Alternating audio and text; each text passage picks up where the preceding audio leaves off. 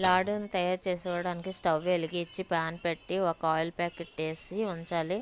తరువాత ఒక గిన్నె తీసుకొని ఆ గిన్నెలోని శనగపిండి అర్ధపావు పోసి అందులోని చిటికెడు ఉప్పు, చిటికెడు సాల్ట్, తిన్న సోడా వేసుకొని కొద్ది నీరు పోసుకొని కలుపుకోవాలి.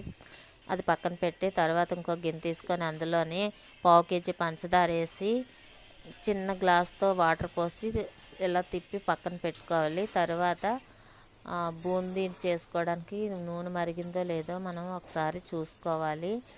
చిన్నది వేస్తే అప్పుడు మరిగింది లేనిది మనకు తెలుస్తుంది. తరువాత పైకి వస్తే అది మరిగినట్లు లెక్క.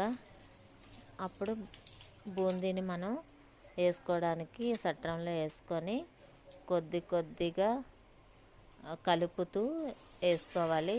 తర్వాత 2 సట్రాలు పట్టుకొని వెంటనే కలిపేసి వెంటనే తీసేయాలి. బాగా యాగకూడదు లాడుకైతే, అందుకని 2 పట్టుకొని తీసి పక్కన పెట్టుకోవాలి. అలా బూందీ అంతా అయిపోయిన తర్వాత ఆ కళాయి దించేసి వేరే పంచదార కలుపుకొని ఉన్నది పెట్టి పాకం కలుపుతూ ఉండాలి.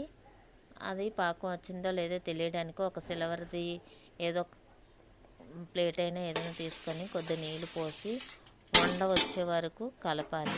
వచ్చిందో లేదో చూసుకొని వంట రాగానే అప్పుడు బూందీ మొత్తం వేసి కలపాలి.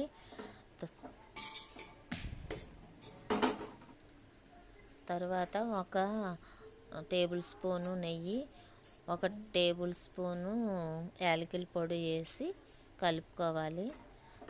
కలిపి స్టవ్ నుంచి దించేయాలి. దించిన తర్వాత చిన్న ఉండలు చేసుకొని పెట్టుకోవాలి.